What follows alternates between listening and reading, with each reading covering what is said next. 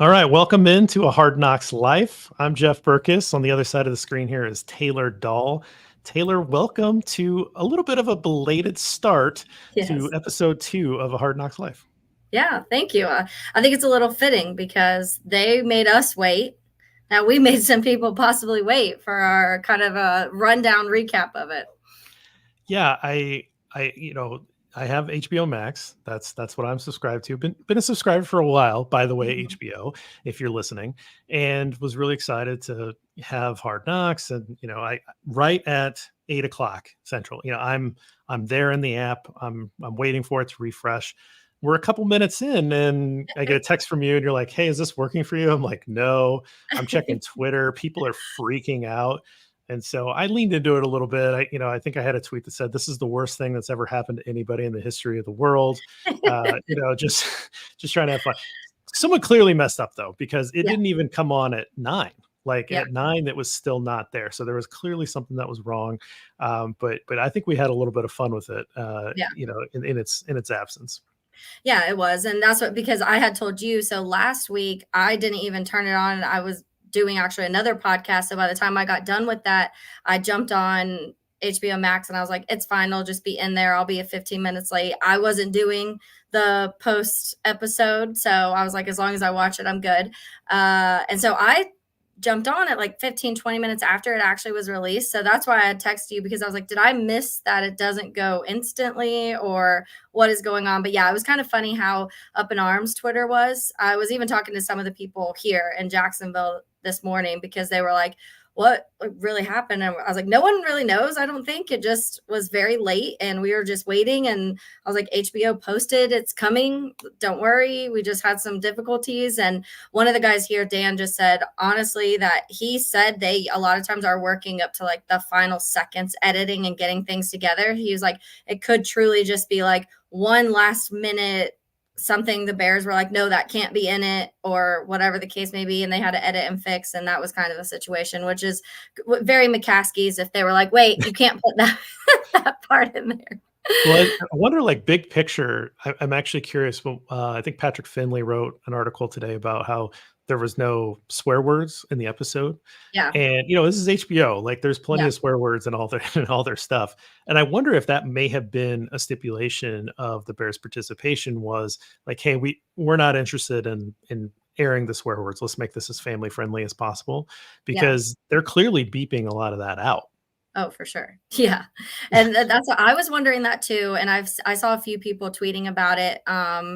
Deek Sadiq, he's on Twitter. He posted on episode 1, like, not sure if anybody else has noticed, but I haven't heard any swear words. And then last night he was like, once again, none of them. He also was pointing out some of the differences between this year's and previous years. And I will tell people like up front, I've never watched every single episode of previous years. It's just never been one of the things that I tuned into on a weekly basis, like I am now, obviously, with a little extra incentive in it for me.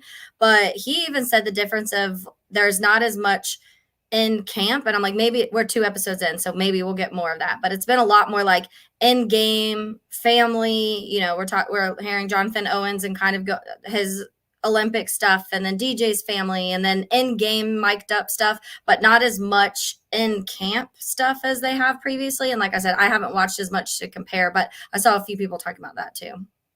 Yeah, I think in previous years, there's several different avenues that Hard Knocks can go down. And, it just kind of depends on where the showrunners want to take the show. I mean, you got to think like you said, up until the last minute, these guys Yeah. are really they're writing scripts, they're getting I mean, it's kind of amazing how Yeah. fast that they can put all this stuff together and make a pretty entertaining 50 plus minute show once a week off of something that doesn't exist if they're not there, right? I mean, it's Yeah. just like getting camp footage and following some families around and things like that. And so, maybe give Ryan Poles, maybe Kevin Warren, maybe George McCaskey. I don't know who's necessarily involved in these negotiations, but they may have said, "Hey, we went back, we watched this show." And it's total speculation, but like we Yeah. went back, we watched the show. Really like it when you do these kinds of stories. Yeah. We would love to see more of this. We'd love to put our players in the spotlight and show the organization in that way. And I could see that maybe being some of the direction that the organization gave them. So it's a little more of that, but I think that that's fine. I think it's Yeah, me interesting, and too. it gets you invested in some of the players, and there's some very interesting players, particularly someone is married to the greatest Or gymnast of living. all Yeah, time. yeah, Like that's pretty cool. So you say you're not a big Hard Knocks fan before this. yeah. So what's your kind of relationship with Hard Knocks anyway before we get into it? Because I watch pretty much every year, and even on a team I don't care about, even the Aaron Rodgers stuff, like I still watched it. I still find it entertaining. It's almost a rite of passage for me in the summer Mhm. to say, "Hey, Hard Knocks is on." Yeah. I actually would rather watch an episode of Hard Knocks than like a random preseason game. Mhm. So I just kind of find it interesting. I like to maybe find a player or two that you get invested in, and then it just sort of rolls into the regular season. So to me, it's just this like transitional show for the calendar. Yeah, so I've just been kind of weird about it. Like I said, I've never watched a full season of anything of any of them. I've tuned in moments. To me, I felt like previous years I wasn't learning anything I didn't already know. It was always kind of like the storylines, maybe some under the radar guys that honestly you've never really heard of after that. To be fair, and maybe the Bears will have some of those. I know we'll get to some of the underdog stories and that too, but to me, it's always been kind of I know all of these things already going on. And so I just don't care as much if it's not about a team associated with things that I want to know even more about. Like the Bears, obviously, I do Making Monsters because I want to know about all of these players and what their wives do and how their kids are and where they went to high school. I don't necessarily care as much about the Jets unless they become a bear type of thing. Not that I don't care at all. I still love storylines, and that's why the draft process is so fun for me too, because I love learning about these guys. And then once they get drafted, you hear all these incredible stories of kind of things they've gone through in life. But I think also maybe a part of it has been like working this time of year, working in radio, like for a sports radio station. This time of year is chaos for us. So it's just like, I mean, between training camp and preseason games and all the pressers that are going on and all of these other things, you're already just like so much of this not actual football, but like the baby steps before football that to me it was just another one of those things. Yeah, another one of those things you got to get through. You put it on Yeah, the to calendar, but get you to might not ever football. get to it. Yeah. Well, I think that, it was wanted to maybe do an episode recap, but I think the categories might actually get us there a little bit Yeah. better because so much of what I want to recap, I think we could fit into a category. So why don't we just start off with the Annie Award, which is the best underdog moment, and there's several to choose from. So Yeah. I'll let you start as the guest, and who did you think took home the Annie Award this week? So I think this one's hard for me because, and I tweeted about it live last night and then a little bit today too, because there's two players that really popped out to me. I feel like you may choose one of those. If you don't, then I definitely think we still need to mention this person because I'm going to go the other route just because I feel like you may go my first one. But I'm going to say Valus. I think that Oh, I think that, I know it's a surprise, but I tweeted this last night that I don't know if I've ever rooted for slash cheered for a player so hard that has also made me so angry many times as I have Bayless Jones Jr. I don't know what it is. I don't know why. I feel like some of it may just be like the way he's kind of battled through a lot of things and you've never seen him completely give up on anything. The coaches have never, they've had their moments of clear frustration with him, but they keep trying. They keep trying to find a way to fit him on this team. And maybe a part of that is it's one of Ryan Pohl's first draft picks. So they're trying to make something out of it.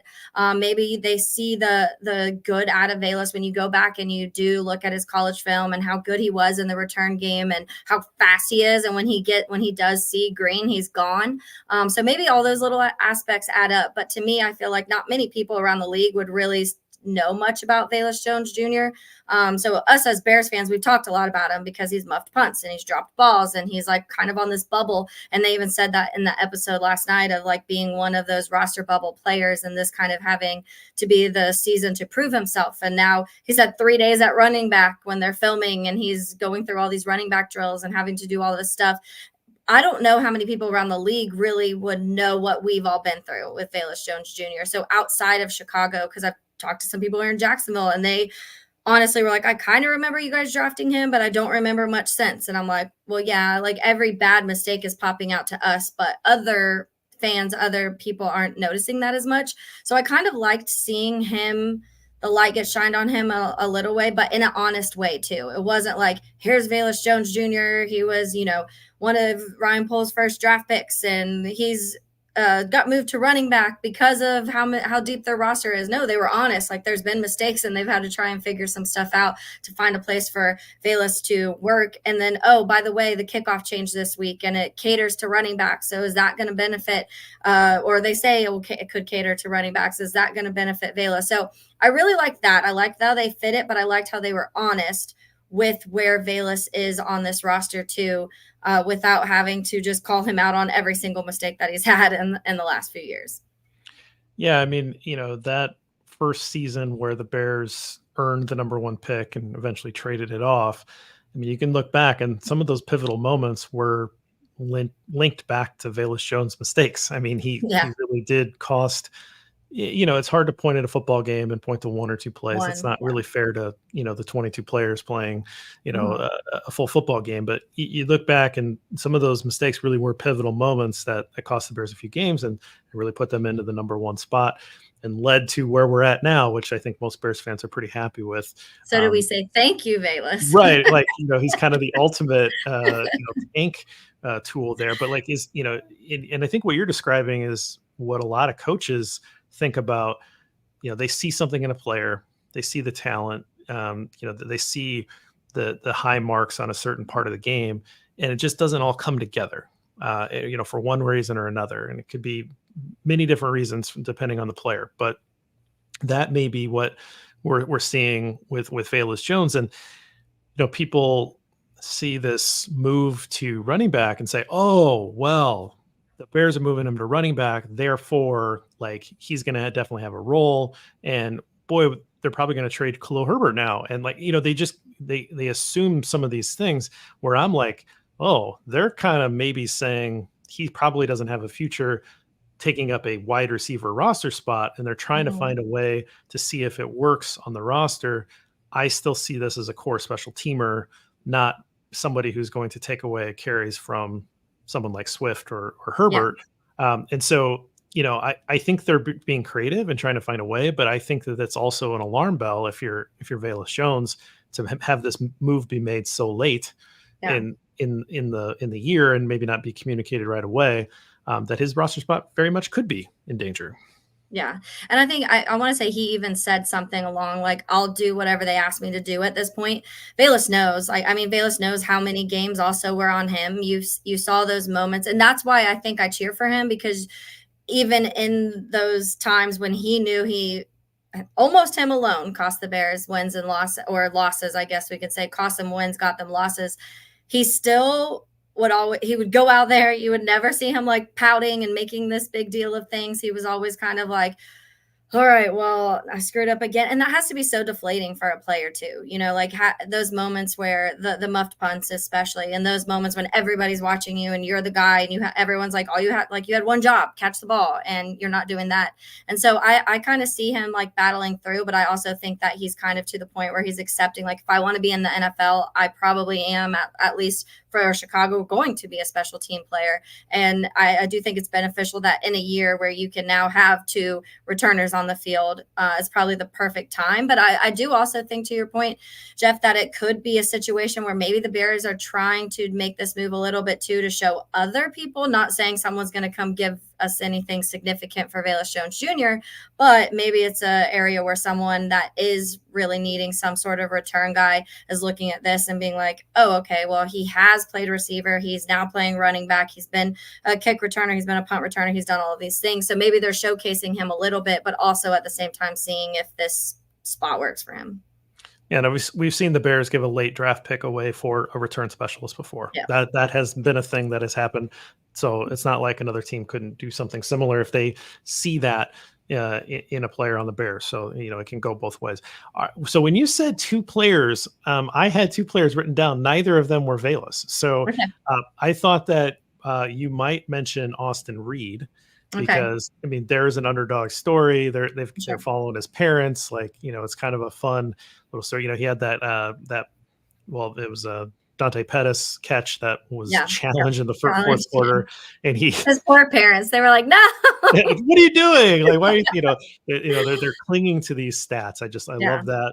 And, he comes up and he's got that quote where he's like, how about Sean McDermott Yeah. challenging a pass in the fourth? Just let it go, man. Let me have it. I thought that was pretty funny. Yeah. But I actually am going to give it to Ian Wheeler. So Yeah. talk about running That backs. was my other. Okay, that's what I figured. To me, here's a player that we have probably very most people probably don't know. Although Mason West had an interview with Ian Wheeler earlier this year, so Bears fans and Second City Gridiron fans may have heard of Ian Wheeler, but he's going to med school, but he's put that Yeah. on on the Like, back burner really until fast. he can pursue this NFL career. He's fast, right? Yeah. He's got some skill, and so it was the first time I saw some real action out of him, and you kind of saw the relationship with the running backs coach, Yeah. trying to like ride him pretty hard, but also give him support and some of those things. So I thought that was pretty interesting, and that was definitely a guy where they follow the four string quarterback, and you kind of know the score. Like Austin Yeah. Reed's not going to be around on the active roster this year. Like Yeah. that's not going to happen. But you follow a guy like Ian Wheeler, and you're like, hey man, running backs get hurt. Like, Yeah. you start to like, can this guy make the practice squad? Can he be around? Could he maybe contribute down the line if something opens up for him? This is like the first player I was like, oh, Yeah. this could be a cool underdog story.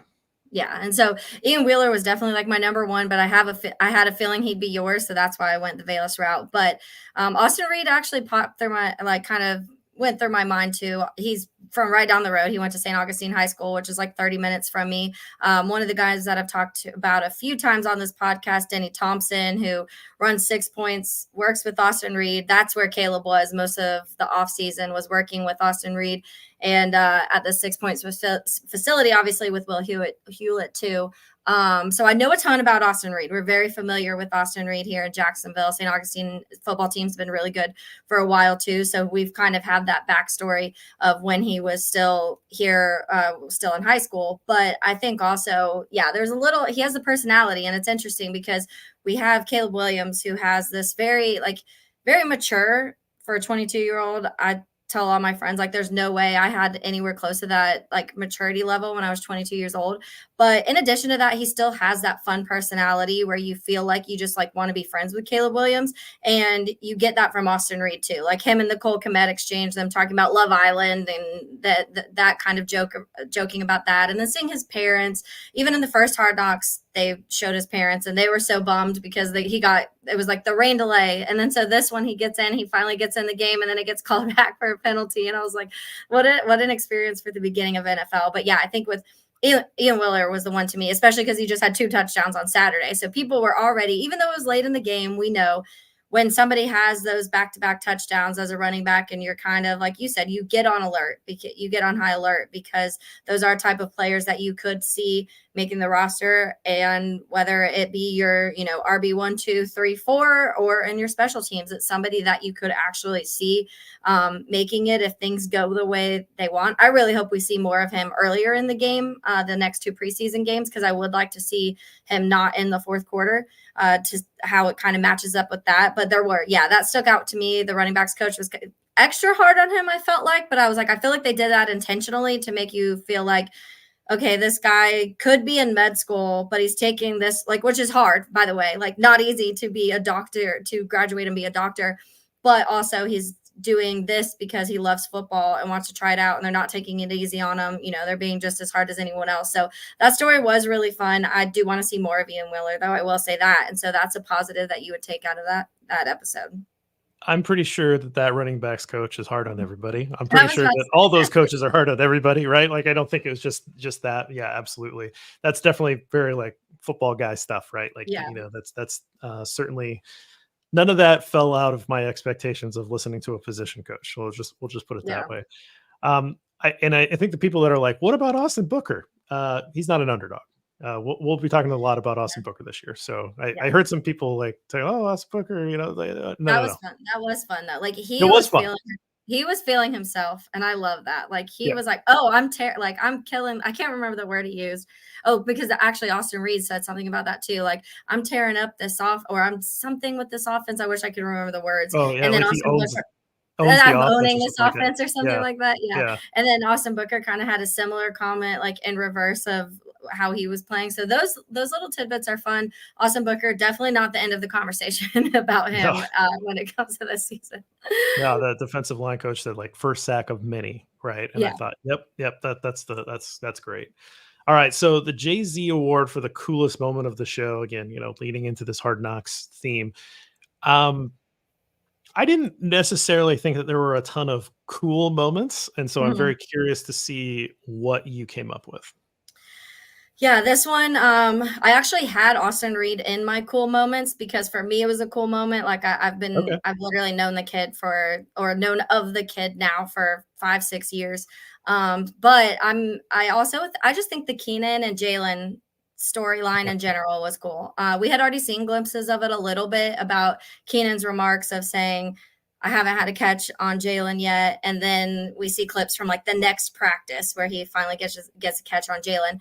But I also think that when we talk about this offseason, and you mentioned in the top when we were saying like how maybe whoever does it, whether it's McCaskey's or Ryan Poles or whoever's deciding what's going into Hard Knocks, very convenient that just recently the top 100 drops and not either Jalen or DJ Moore is in there, and both are highlighted pretty fiercely in this episode.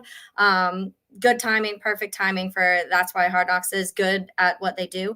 But I do think that the Keenan Jalen story is fun because you also go back to the Pro Bowl and even that, like, Jalen ended up clinching the win for the NFC because he knocks the ball out of Keenan's hand. And so it was kind of a thing when the Bears signed Keenan was, oh, well, Jalen was the one that kept him from getting the touchdown at the end of that NFC AFC game. And then now we're getting into he gets a contract and you're hoping that obviously this offense is what we think it can be. But also if your defense, a guy like Jalen Johnson is shutting down the receiver that you think is one of the best in the league, that's also what you want to see. I think that storyline was fun.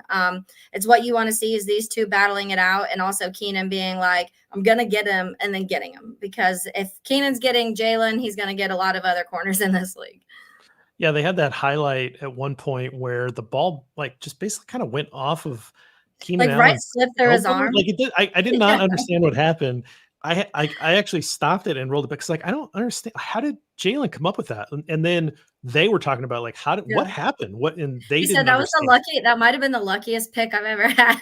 Yeah, because we just like it just appeared in his He's hands. like, oh, hey. Yeah, I think it's just one of those weird moments where it just perfectly sailed through Keenan Allen's hands. But that was weird because I didn't understand it. Like I had to keep Yeah. watching it because it was like, how did this get through? But Yeah. they were joking about it. Again, like you get a new guy coming in. He's been around for a long time. You don't necessarily know how those guys are going to act. That have been around the league a long time. They could kind of act like they're too good, or they could have a rough period. He was in the Los Angeles, back to San Diego, right? Yeah. He was in with one franchise for a long time. This is his first time not being in that franchise. He was traded. It wasn't a free choice for him. I know that Yeah. he agreed to come to Chicago, but like it wasn't a free agency signing. This was something was put upon him because he wasn't willing to take a reduction in salary. And so you just don't know what those guys are going to be. And he's been everything that you heard about him in LA, that he's a great locker room guy. He's a team leader. And Yeah. seems like he's not only helping out Caleb and the wide receiver room, but he's also having that relationship outreach with the secondary, DBs. which we all Yeah. believe is going to be one of the best in the league.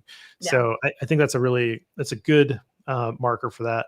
Kind of in that vein, my choice, I, I I don't know how common this is. Maybe this is a lot of teams are like this, but and maybe they're just focusing on this. But you notice a lot of the starters, a lot of the guys that are like the stars of this team, really and truly being engaged throughout the entire game and cheering for their teammates that are down roster. And the Mhm. one that sticks out on this episode was the big Micah Baskerville pick six, Yeah. and people were just loving him up. Like the starters were coming up and just like really celebrating his success when he came to the sidelines, Mhm. including Herbert.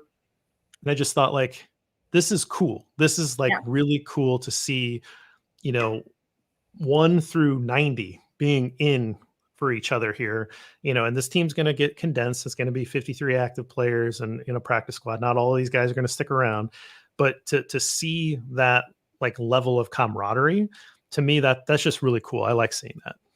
Yeah, me too. And even go back to the first episode because it was kind of similar. I remember at one point they were talking about they just kind of panned to the sideline. It was Demarcus Walker, and he was talking about the quarterback room, and he was like, "How many quarterbacks can we keep?" Because I kind of like everybody. Like it was kind of that sense where you do feel like they get along really well. And the podcast I just did with Matt Hamilton, that's what he said. His biggest takeaway from the camp this year was just like the vibe there. Everybody likes each other. Everybody's getting along. Everybody is like high in spirits. And, you've heard glimpses of it in the past, but he was like, it's just a little different this year. And you can feel the energy, which you love to hear. You want that positive energy. We've had a lot of years of not positive energy.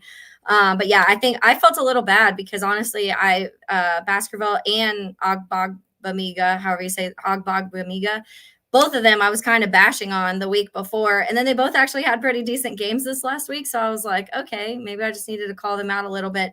But it is, I feel like and this is part of Hard Knocks, I'm sure too. We're seeing these guys highlighted that you're not normally going to talk about a ton.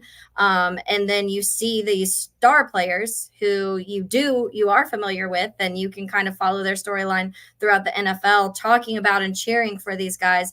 But I mean, they were there at one point, not saying I don't think there was ever a point where Keenan or DJ didn't have a job in the NFL. They weren't ever to that point, but they were rookies coming out of, coming into the NFL and hoping that they were going to be able to carry on from what they were doing. So it is fun though. You definitely see a different vibe. You see a lot of storylines that also kind of all put together. And that's one of my favorite things about making monsters, Jeff, is when I talk to one coach and then that coach had recruited X player 10 years ago, but had coached this player at this college and at this JUCO school this year. And I feel like a lot of these players are kind of similar too, because whether they played in the same conference or they did go to the same school or their schools played against each other or they had been watching them. And that's like you see Mercedes Lewis has been in the league for 19 years. And then there's guys here that were like probably in 4th or 5th grade when Mercedes was drafted. So and all of that is coming together so well on the team. And so to bring so many different personalities, this is, I think, what Ryan Poles is really good at. And that's why he is the way he is when it comes to characters. And people kind of mock that a little bit sometimes of, oh, you're not taking Jalen Carter and blah, blah, blah. But I think he is very adamant about who he selects to come to the Bears because he knows how to fit these personalities and egos all together and make them work in one.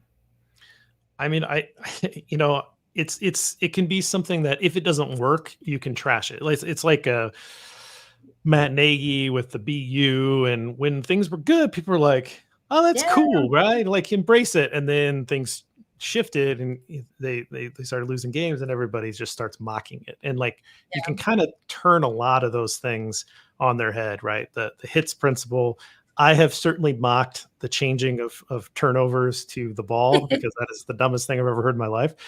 But if hits works, right? If you start winning games and everybody buys in and it becomes this foundational thing, then it's great. If it fails because you're not the type of leader to really carry that through, or you don't have the right guys, you're not getting all the pieces in place, then it becomes something that could be mocked, right? Like all those things can kind of be turned on their head. But I think that's probably the right takeaway. And again, this is a show, it's curated and all that kind of stuff. But I think you're seeing some signals that the character building and the reinforcing, you're seeing evidence of that. And to me, I really like seeing it. It's a lot of fun. It's really cool. Yeah, I agree. And I think we'll continue to see, obviously, in Hard Knocks, we'll get more looks and we'll see how they do each of these episodes. But I just think in general, with the personalities we do have on this team, and it was, recently this week, it came out with DJ, and people were like, oh, I didn't know DJ had a personality. And he was like, I've always had a personality. I just don't share it with everybody. But we're to that point where this team is having so much fun that they want to let their personality shine. And like you said, that's fantastic. If things go downhill, though, please don't. But if for some reason it doesn't turn out the way we think it's going to turn out, yeah, all of those things that we say are great of of these big personalities and of the hits and of Ryan Poles not wanting the bad character guys and of the painted nails and of all of this stuff is going to quickly turn if they start losing. But if they win, this will be it'll be really fun for a long time. Right. I mean, the 85 Bears, not that we need to get into an 85 Bears conversation. The 85 Bears were a great football team, maybe the most dominant football team of all time, in their era, right? They had a defensive scheme that was unique, and only the Dolphins really solved it, and no Yeah. one else picked up on it and replicated it. And they had just dogs everywhere on that defense. Just, they have multiple Hall of Famers, right? Like, it's just like an Yeah. amazing group of people. And their offense had an amazing offensive line, the best running back of all time, right? Like, it was a great team.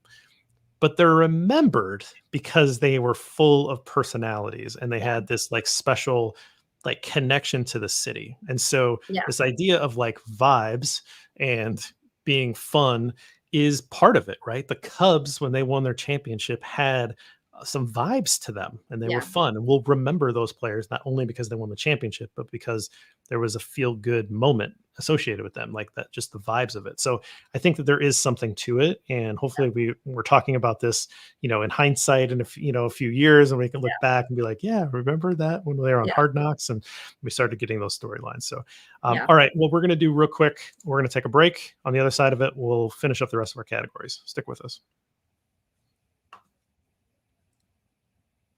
All right, Taylor, let's talk about the best soundbite. I would say just quote that stuck out to you as being the most fun. I wrote down at least two. So let's see what you got.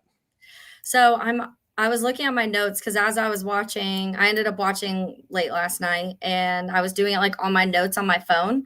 So I'm trying to remember exactly what I was even writing. But because I said somebody must have said Williams looks pretty good.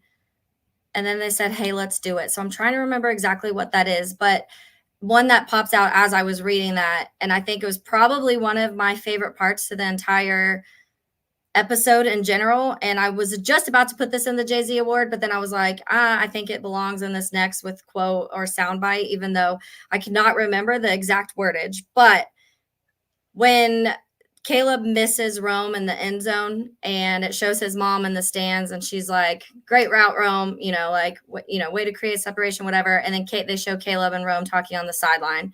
And when he's explaining, like Caleb's going through his thought process of, this is what I thought was going to happen. That's why the ball went over here. And Rome's like, no, I understand. This is what I was doing. I loved that moment because number one, it's Caleb taking control of this offense very quickly. He's going to go up to his receivers and say, hey, this is where my thought process was. And the fact that Rome didn't get frustrated because he didn't get the catch, he was like, no, man, like I understand. This is what I was thinking. That's how you create quarterback wide receiver connections that will last for a really long time. Yeah, that's really cool. And again, Hard Knocks, you get people mic'd Yeah. up. Roman Dunze's mom was up in the stands, and Yeah. kind of talking through her emotions. Again, I like that stuff. I think that's fun. For me, I had two. The first one was Caleb talking to Rome when Rome was taping up his Yeah. forearm before Mhm. practice, and had like a gauze that he was putting on, and Caleb says, "You going clubbing, bro?"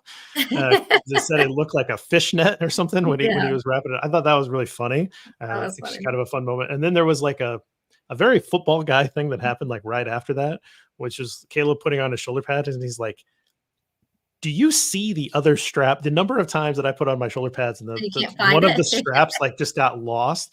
Like, I was like, oh, I can totally. I mean, the number of times that happened, so I thought that was pretty fun. But my favorite is probably the most simple.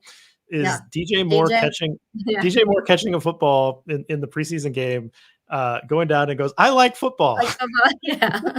Well, and he's also getting drilled by, like, multiple people Right, and just just gets keeps popped. just, like, getting his yak yards that he always gets no matter what, and then afterwards, he's just like, "I love football," and that's what, like first of all, you can tell DJ actually genuinely loves football, and you can tell that a lot of these guys on this roster genuinely love football. I don't know if you and people will argue everybody that's playing loves football. I'm not sure that everybody that is in the NFL loves football to the level where they just are genuinely out there having a good time. Look at what DJ Moore has had to go through his career, and has just keeps going and is still saying something like this. And especially in that moment when you're just getting drilled by massive defensemen, and that is what's bringing out the love of the sport for you. Yeah, there's a good saying I've heard, a few times over the years, and that's there are a lot of guys that love football, and there are a lot of guys that love what football does for them, or Mhm. what football brings for them. So they love the other stuff associated with football. Uh, I think that there are plenty of guys that, maybe they did love football at some point, but it becomes a job, it becomes a grind, it becomes a career. There's injuries that stack up, and at some point, you kind of lose that, Yeah. and you're trying to hang on, or maybe you walk away, right? Like we've seen players walk away early, um, that which some very good players that were on the door of like giant contracts, but they couldn't keep doing it. They just didn't want to do that.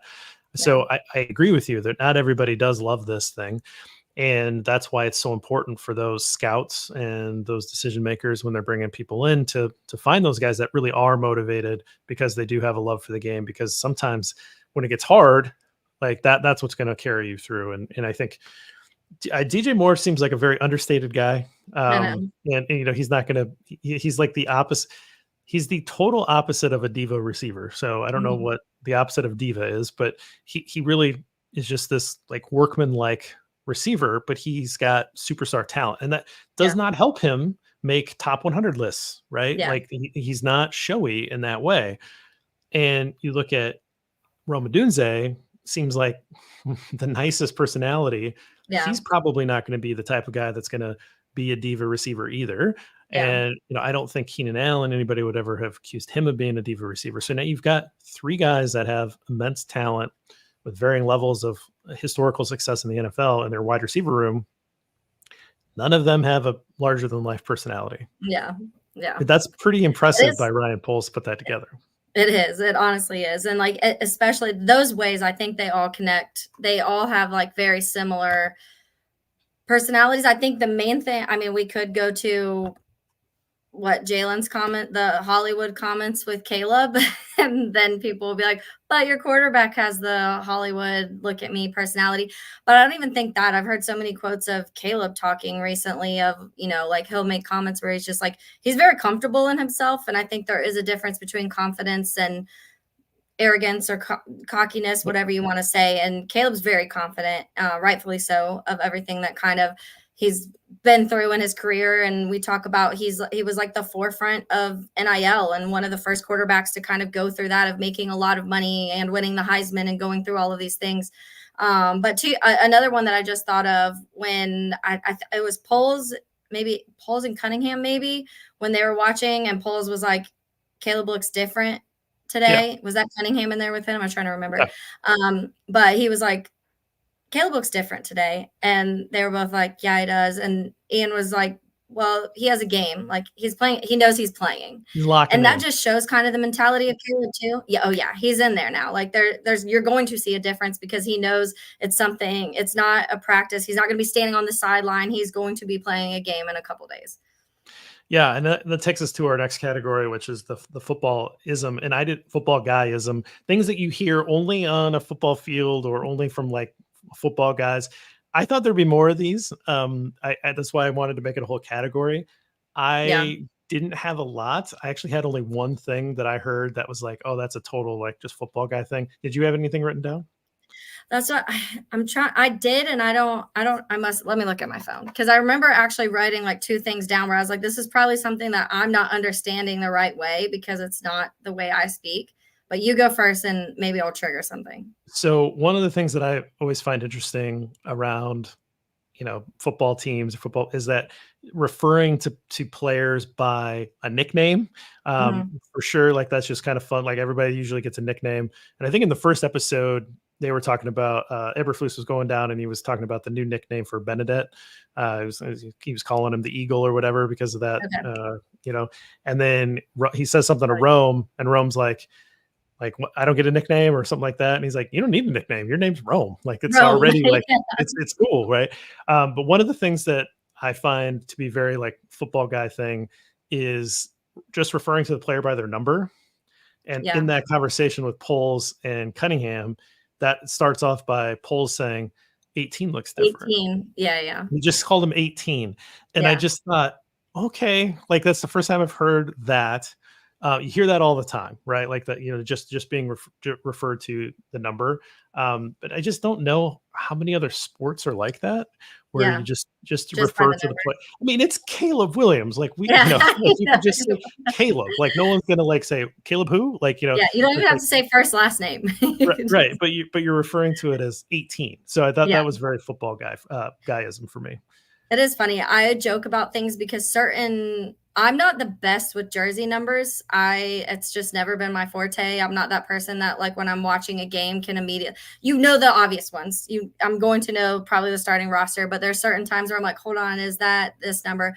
But certain numbers click. Like 54 forever is gonna click. It's just gonna be in my head. 23 forever gonna click. And so I'll find myself sometimes though, like if I'm driving, for example, and there's an exit and the exit number is a certain number where I'll be like, oh, like that's Roma Doomsday exit, like stuff like that. And I'll catch myself doing that. And it always makes me laugh a little bit. And so I noticed that actually in that, because when he said 18, I was like, it's literally the first overall pick that you just drafted that's trying to save your franchise. But 18 works. We know who you're talking about. Yeah, I just think it's funny. I mean, it's just a random thing that I picked up on Yeah. that I thought that was worth That mentioning. is, and I guess I didn't write. So I don't know if anything like super popped out in a way that I felt like it was a full on guyism. I will say, because we didn't mention this at all, the part two where they were talking to Caleb about the referees and Hmm. kind of like making friend with the referees. It was really interesting to me. Not surprising. I'm not going to say surprising because I get that they want their quarterbacks to be familiar with the guys that are going to be calling their plays and pretty much in certain situations saving them in certain games. And it's been very opposite for the Bears in recent years. But it was interesting to kind of see how it went out. Not just like, hey, this is so and so, like know his name because he's going to be, this judge, whatever. Oh no, he's from Seattle. He's the athletic Yeah, director for this school. I was yeah. like, okay, that's very interesting. That was actually brand new to me. I did not know Yeah, that they went through and talked about. I mean, it makes sense, and yeah, you get if you watch enough of those mic'd up moments, there's interaction between the referees and the players. They're not like they don't have muzzles on. They are yeah, talking to each other, and so it is good that there is that prep so that they know who they're talking to. But yeah, it's very interesting. And Caleb's like, how often am I going to be seeing these guys? yeah. And the guy's like, He was well, like, maybe no might times a year, maybe you might two. see a crew twice, you might see a Yeah, crew not at all. So it probably takes about 2.5 years to meet them all. And you're like, yeah, I never even thought of that. Like I never yeah, even thought of how many of these crews they see and how long it would take to kind of meet all these guys and whatever. But yeah, that was an interesting moment too. yeah. All right. Who won the episode? This is a good one. I could go so many ways with this because I think I could easily say like a Jalen or a DJ, or I could say Rome because with his song actually knowing the lyrics is a start versus Caleb Williams. But I'm gonna say DJ Moore's little girl. I don't know if it's Ariel or Ariel, I but love it. she was fantastic. She won this episode. I think that number one, her going back and forth with the Bills fan, and she was like, "No, Bills suck," and she was like, "Go Bears," and I'm like, "Girl, get it." Like I can already tell that you can tell she just grew up around football. First of all, she's very confident and does not care, and she's been like that day one since Chicago. I remember, I want to say it was his opening presser, and she's like on the mic stand with him talking in the microphone. But I love that. There were so many little moments with her where I felt like it's cool to see that anyway. DJ dad and DJ receiver. I like seeing that aspect of things, but seeing her go back and forth with the Bills fan was fantastic to me. Yeah, I mean, obviously super cute. And then the interaction and the guy was like, I got a Bills jersey for you if you want. And she's like, no, No. Bears only. And then they showed her a little later and she was cheering, she's jumping up and down. And she said, I think she was like, go Buffalo, go Bears. Yeah. And she kind of kept repeating that. I was like, all right. Like, I think she was trying, and that's what I was trying to figure out. I was like, I wonder if she was just trying to, like, in her mind, like like go Buffalo, but like go Bears, like Right, go right. away Buffalo, but go Bears. But she was a little confused with that, but it's okay. She'll Either get it way, down. Yeah. uh, you know, in episode 1, I gave who won the episode to Maddie Reflus's wife for, Oh yeah. the glow up and Getting the beard everything. back. And here I am on episode 2. This is actually what I had written down was DJ Moore's daughter to win Oh, in the that's funny. episode because I really think she stole the show. Yeah. They went to an ice cream shop, and I have to Oh yeah. mention this, right? So they go to the ice cream shop. It's all pink, and then Mhm. like vanilla pink ice cream. And I didn't understand the pink part of it. I don't know why the museum of ice cream is pink. Yeah. That sort of escaped me. But at one point, DJ Moore eats a hot dog flavored ice cream. Yeah. With What like real relish on it. what in the world was happening with that? I And would you eat hot dog flavored ice cream? I wouldn't. And I will tell you, I love hot dogs. Like, I'm a Yeah, big hot dog fan. Like, I always have hot dogs at my house. There'll be that random night for dinner. I want something easy. I'll eat a hot dog. No problem with the hot dogs from me, but I don't think I could do that. And I couldn't his face, like he doesn't ever say anything. They're like, "How do you feel?" And he's just kind of like, I don't doesn't know. say anything. He doesn't want to say anything bad, so he probably Yeah. just doesn't say anything at all, right? There's that moment in Jurassic Park where Jeff Goldblum's character uh, says, your scientists were too busy trying to figure out if they could, and they didn't Oh, yeah. stop to ask why. Yeah, yeah. That's what I want to say about that. Like, Yeah. you were trying to figure out if you could make ice cream flavored like a hot dog, but Yeah. you needed to ask yourself, should you? Like that Yeah. that isn't something that should happen. But Yes. I our oh sorry, real quick, because this is something that kind of trickled into today. But Valus and his ferret, oh and yeah, someone there you go. We did not mention that. Yes. someone said, "What's the most exotic animal you ever had?" And he was like, "A ferret." And they were like, "Oh," and he's like going on, and then someone's like, "Did you hold it?" And he was like, "Yeah, like Obviously. I'm Why gonna wouldn't hold my you? ferret." Well, I don't know if you know this, but Lester's wife adopted a ferret. And so he has this like elderly ferret that was like Mhm. turned in and wanted to save it. And so they have a ferret and he brings it on our show. Or at least I don't know how many times it's been I on didn't. camera, but it's definitely before we start. He's always Yeah. got this ferret. I'm like, are you a ferret guy now, Lester? And Are you Lester a seems to ferret? like this ferret. So I keep like tagging him in these Valus ferret stories because That's fantastic. maybe it's a new favorite player for our guy Lester. Anything we missed before we get out of here? Yeah, that's why I was just reading over some of mine. If there was anything that I like football was on there. I really wish because I had this highlighted of someone saying Williams looks pretty good, and then someone was like, "Hey, let's do it." I'm trying to remember who it was.